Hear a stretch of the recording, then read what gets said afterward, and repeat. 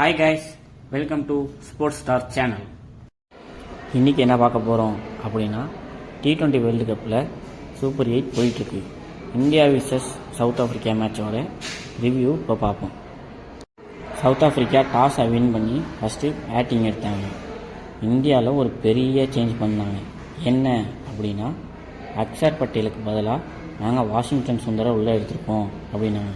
இது தேவையில்லாத ஒரு சேஞ்சு. என்ன ரீசனுக்காக நீங்கள் சேஞ்ச் பண்ணியிருக்கீங்க அப்படின்னு கேட்டதுக்கு, சவுத் ஆஃப்ரிக்காவில் 2 லெஃப்ட் ஹேண்டர் பேட்ஸ்மேன் இருக்காங்க, அதுக்காக நாங்கள் ஆஃப் ஸ்பின் எடுத்திருக்கோம் அப்படின்னு சொல்லியிருக்காங்க. பேட்டிங்க்கு வந்த சவுத் ஆஃப்ரிக்கா ஃபஸ்ட்டு 4 ஓவர்லேயே கண்டினியூவாக 3 விக்கெட் விட்டாங்க.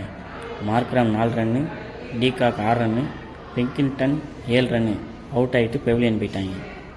அதில் ஹர்ஷ்தீப் சிங் 1 விக்கெட்டும் பும்ரா 2 விக்கெட்டும் எடுத்துட்டாங்க. அப்புறம் டேவிட் மில்லரும் பிரேவிஸும் சேர்ந்து செம்ம பார்ட்னர்ஷிப்பு போட்டு இந்தியா போலர்ஸை பொலன்னு பொழந்துட்டாங்க. நடுவில் வாஷிங்டன் சுந்தருக்கும் மில்லருக்கும் பிரச்சனை. என்ன அப்படின்னா, வாஷிங்டன் சுந்தர் லைனில் அவர் ஒழுங்காக நிற்க மாட்டேங்கிறாரு அப்படின்னு சொன்னார். ஆனால் மில்லர் ஒழுங்காக தான் நின்றுட்டு இருந்தார். அது ஒரு சின்ன பிரச்சனையா அப்படின்னு போணுச்சு. பிரேவிஸு 29 பாலில் 45 ரன் அடித்து அதில் 3 6 3 4 அடித்து அவுட் ஆகிட்டான். மில்லரு T20 வேர்ல்டு கப் ஃபைனலில் தோற்ற கடுப்பெல்லாம் இங்கே காமிச்சிட்டான். எப்படி அப்படின்னா, 35 பாலில் 63 ரன்னு அதில் 3 6 7 4 அடித்து அவுட்டு.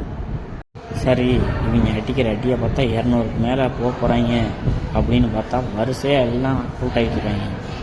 200 போக வேண்டிய இடத்துல அப்படியே ரன் ரேட்டு கம்மியாகி 190 வருவாங்களா அப்படின்னு ஆயிடுச்சு சவுத் ஆஃப்ரிக்காவோட நிலைமை.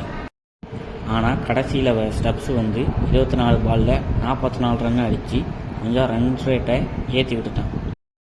20 ஓவரில் 187 ரன் அடித்து டீசெண்டான ஸ்கோரை இந்தியாவுக்கு கொடுத்தாங்க.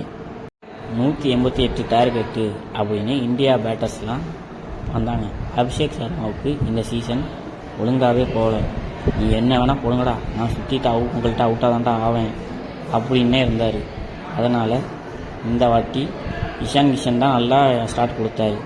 அவர் இந்த வாட்டி நல்லா ஸ்டார்ட் கொடுப்பாரு அப்படின்னு பார்த்தா, அவருக்கு ஏற்ற மாதிரி வந்த ஸ்பின்னில் 3வது பால் அவுட் ஆகிட்டு போயிட்டார்.